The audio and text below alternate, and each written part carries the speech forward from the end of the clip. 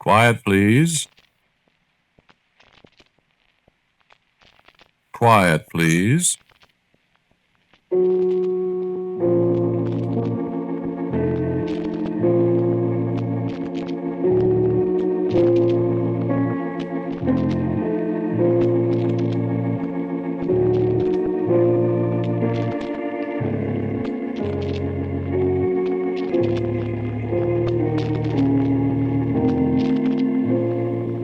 The Mutual Broadcasting System presents Quiet Please, which is written and directed by Willis Cooper and which features Ernest Chappell. Quiet Please for tonight is called The Third Man's Story.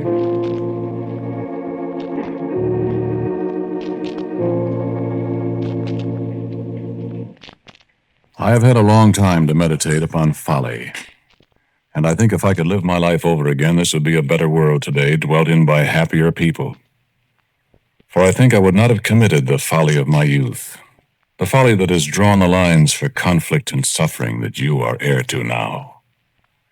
My father and my mother, I know, committed a greater folly, but the punishment that was laid upon them was the sentence of an all-wise judge, and in the end a demonstrable blessing, a blessing that might have descended unsullied to you of this present world, had it not been for my folly, which, among other things, led to my death, and to the death of countless other men and women and children, and the laying waste of many a fair countryside through the years.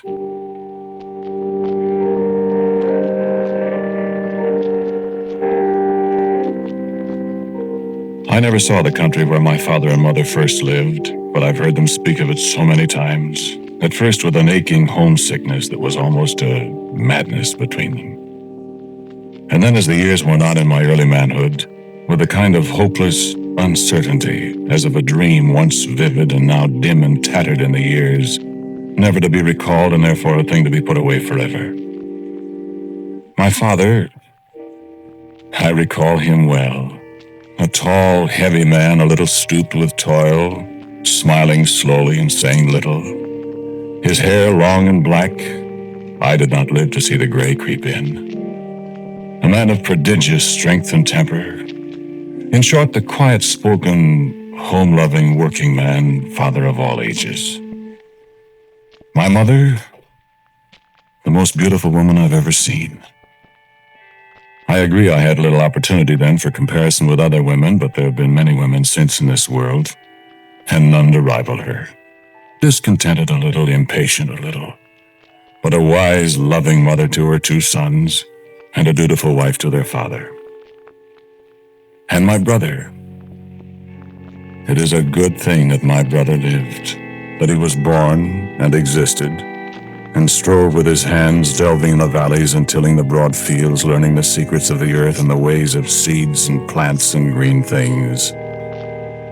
I think he was the salt of the earth, although I procured for him a bad name, to my cost and the world's.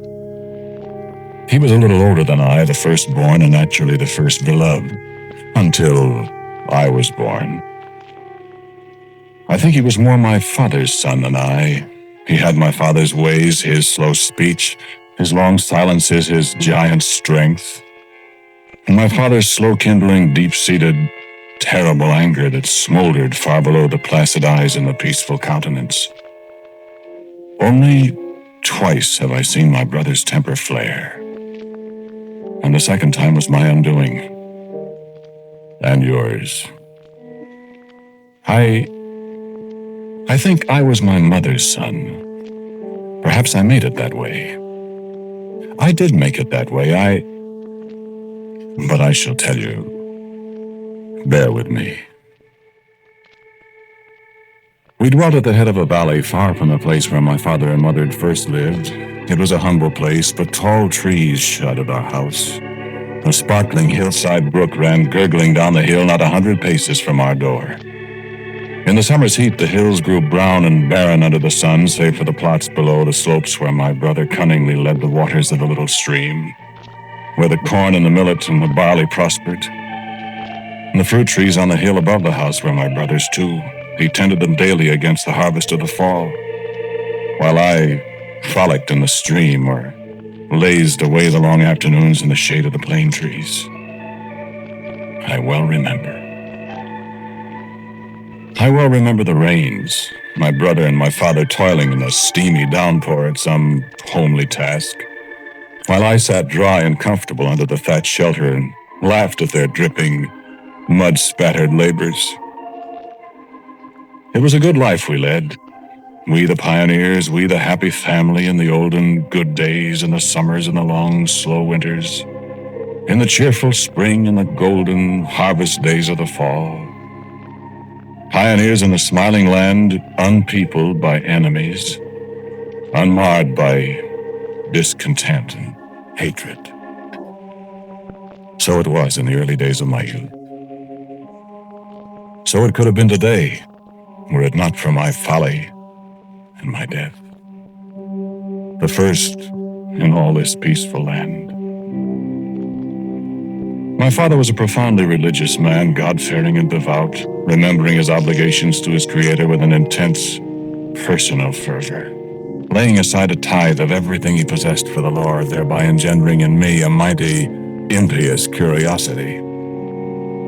I remember an evening when my brother and I sat alone in the twilight, resting, he from the toil of the day, and I from the day's pleasures.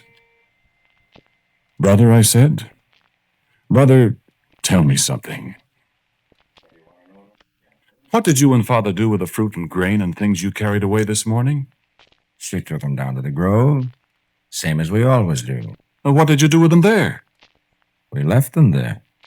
"Just left them there?" Yep, just left them there. Well, why did you do that?" Well, you know how Father feels. You know how religious he is. "I know. But I don't understand why he does this. It seems like wasting things." Those things aren't wasted. "Well, what happens to them?" They're a sacrifice. "I don't understand that." Well, it's like this. Well, go ahead. It's hard to explain. Your father gives you things. Food, things to play with. What do? I don't do anything. You say thank you, don't you? Oh, yes. Well, this sacrifice is a kind of way of saying thank you for all the wonderful things we had. For the fields, and the sunshine, and for everything. For just living. Oh. We have plenty, you see. It's only fair for us to give up some of it for a thank offering. You understand? What would happen if you didn't do it? I don't know. Would something terrible happen? Would we have bad luck, maybe? Would we die? I don't know. Well, do we just sacrifice what we want to?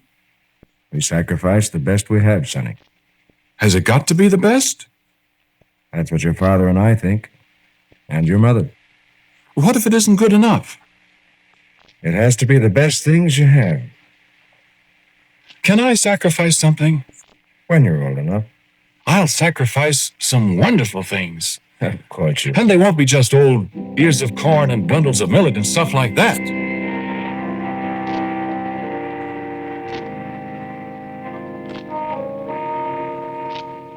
I wonder if I thought, in my youthful folly, that the greater the sacrifice, the greater would be my reward. I wonder if I thought I could buy prosperity and happiness and the pleasures of the flesh, outstrip my father and my brother by the magnificence of my own burnt offerings. I wonder if this was the burgeoning of a thought that I might supplant my brother in the regard of my father and mother. For he was the principal provider. True, my father labored mightily, but it was my brother's strong arms that tilled the soil, my brother's active mind that planned the year's crops, my brother's sweat that procured the harvest that nourished us all. And as time went on, my father became more and more submerged in religion, and on his firstborn fell a heavier and heavier burden. And at the time of sacrifice, I stood sullenly aside, for I was empty-handed with nothing of my own to place upon the altar, with nothing to gain grace and prosperity for myself. I was young. Forgive me for that if you can. True, my elder brother had not many years over me, but I had been brought up in the indulgence of my parents. And since he was a prodigious worker, I found idleness more to my liking. I was awkward with the plow and the harrow. I bruised the precious fruit I was sent to gather. I dulled the scythe, and reaping time was sent away, lest I bring further harm to the harvest and to myself. And the praise my father gave to my brother. It's been a good year, son. We've done very well, haven't we? You've done very well, you mean? What's the difference? It's all in the family. Yes, but what we'd have done without you, I don't know. Why, we've got that lower field now that was all trees last year. That brings us a good crop. I wish there was something special I could do for you, son. It's all right, Father. I like to work in the fields. And those fruit trees, I never saw them bear so much. 'Twas hard work, but we'll have a pleasant winter. Thanks to you. We've got so much. I wish there was somebody we could give some of our plenty to. Don't you, Father? We can give it to the Lord, son. It'll be a mighty sacrifice this year. All the better we have it to give. But I wish sometimes there were some other people we could see, be neighbors with. A day will come, son. A day will come. We may not live to see this world teeming with people, but we're the pioneers, and they'll live to be grateful to us. I'm thankful I have a son like you. You've got 2 sons, Father. Oh, yes, but your brother...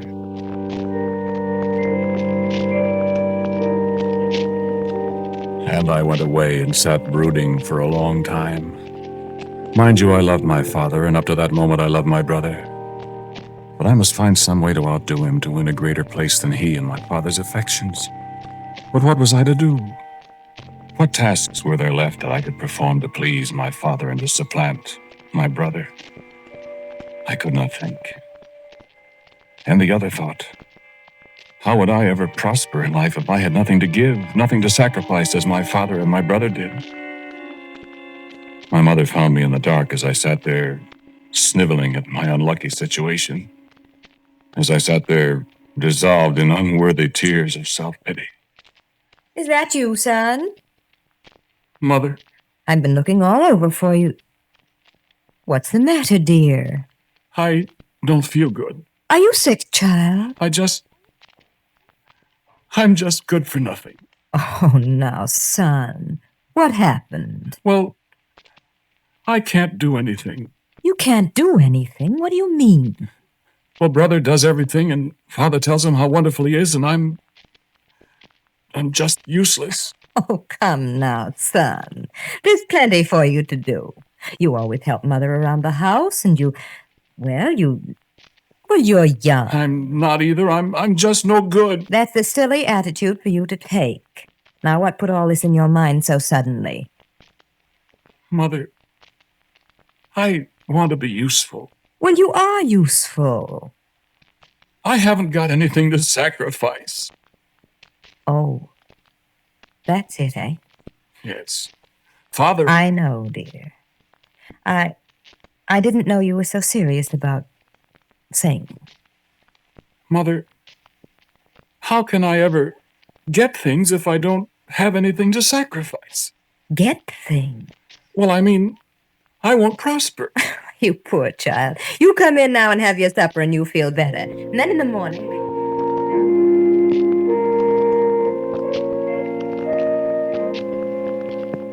But in the morning I wandered away, still downcast, before my parents and my brother had arisen.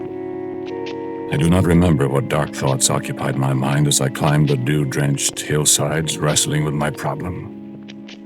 I do not know how far I walked through the morning in the hot sun of noon, nor where I wandered. I tired with the afternoon, I remember, and under a tall oak tree on the top of a hill I lay my head and slept. Dreams haunted me. Dreams of my tall, laughing brother, rich and happy, surrounded by a cheerful and happy family in some far land. Dreams of myself, begging bread from a stranger, unblessed and unhappy. Dreams of poverty and want in a world I never knew. I saw myself dependent at long last upon the bounty of my brother, the farmer, the tiller of the soil, a laborer who had enough to sacrifice to ensure a good life for himself, while I suffered the pangs of hunger. And I awoke to the curious stare of a pair of tiny, grave little lambs, 2 little lambkins who stood and made bleating noises at the strange figure on the grass, who tottered to me and seized my fingers in their black little mouths and tugged at them valiantly. And so, when at sunset I made my weary way into the clearing around our house, I had found my vocation. The lambs objected mightily to being dragged up for inspection by my father and brother and my weeping mother. But there was a hot supper for me and barley meal for the lambs, and I talked bravely of the prosperity my new acquisition would bring to us all. I suppose I was meant to be a shepherd. My 2 little lambs grew. Presently there were more lambs. My father taught me to shear them as they grew bigger. I found out the lore of the sheep herder for myself. It was pleasant on the hillsides with the tinkle of the weather's bell, and the flock grew apace. Ah, how I remember those long afternoons, with the clouds drifting lazily above me, the pleasant drowsy sound of the sheep as they grazed peacefully around me. It was a lazy life, but a good one.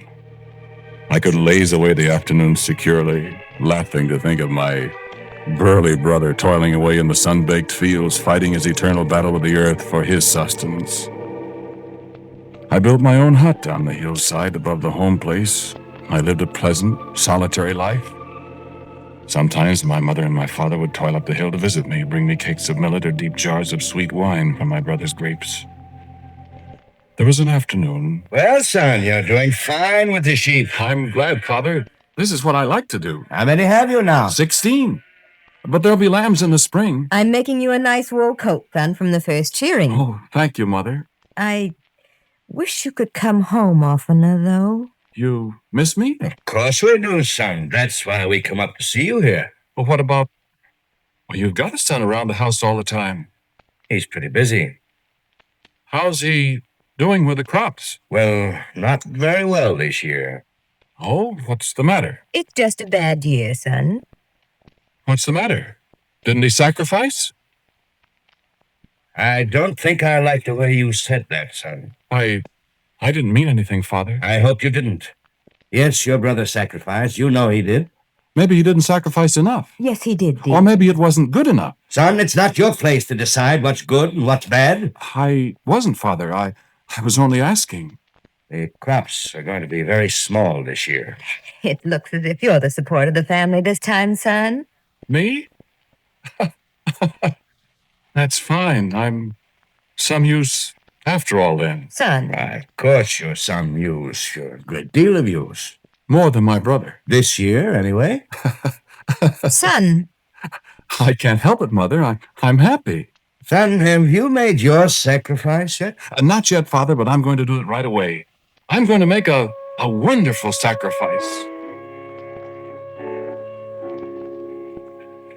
And when the lambs were born, I made my sacrifice.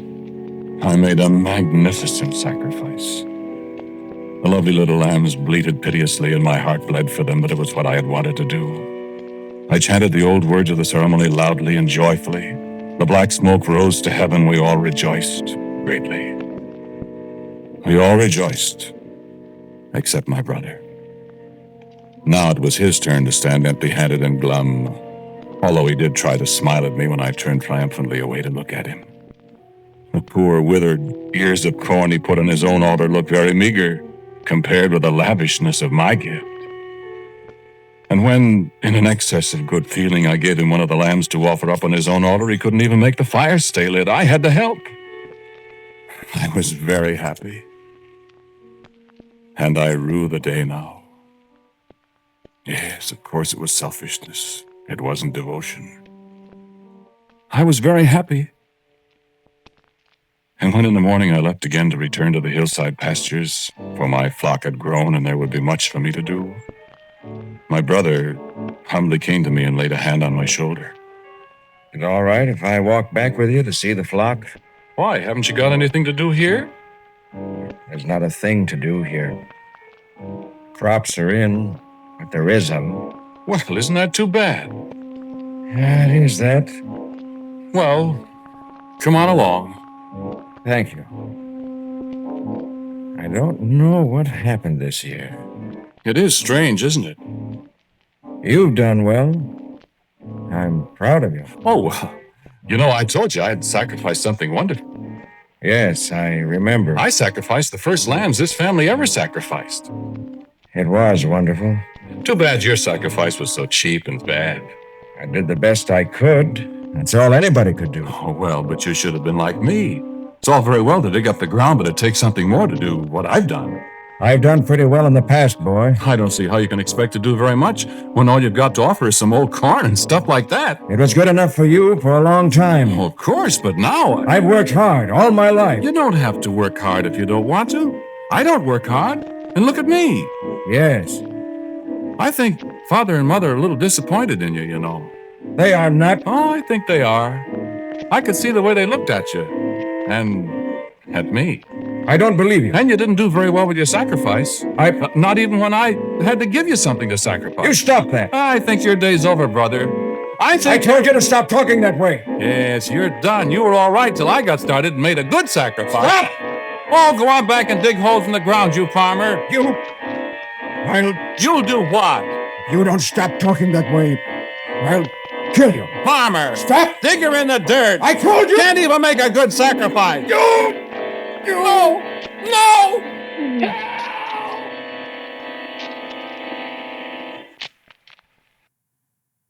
And I lay there on the ground. The sky had turned to blood red and the hills danced crazily about me. I struggled to rise again, but it was too late. I had loosed murder and strife into the good world. I had taunted my brother to the final act of death, and it was too late to say I'm sorry. Distantly, I heard my brother run away, and his cries filled my ears with sound. "It is more than I can bear," he said. And those are the last words of his I heard. My good, kindly brother. And through him, I brought strife and terror and hopelessness into the best of all worlds. And you are heir to the evil that I set free. I was my brother's keeper, and I failed my trust.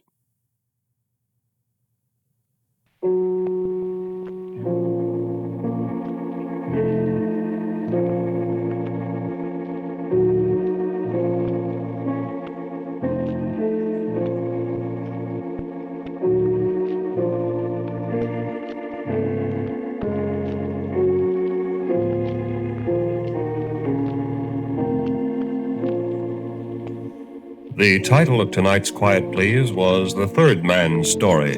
It was written and directed by Willis Cooper, and the man who spoke to you was Ernest Chappell. And Lon Clark played the brother. The father was Arthur Cole, and the mother was Alice Reinhardt. As usual, music for Quiet Please is by Albert Berman. Now for a word about next week, our writer-director Willis Cooper. It's of course obvious that the characters in tonight's story were based upon people who did live. Next week's Quiet Please story is called, with a bow to the composer of our theme, Symphony in D Minor. It'll be the last of the Mutual Network series of Quiet Please broadcasts.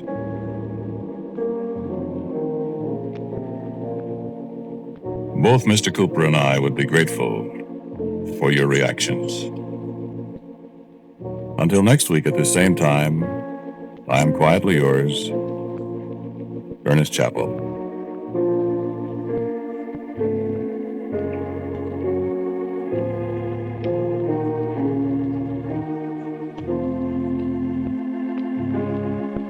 This program was heard in Canada through the facilities of the Canadian Broadcasting Corporation. This is the Mutual Broadcasting System.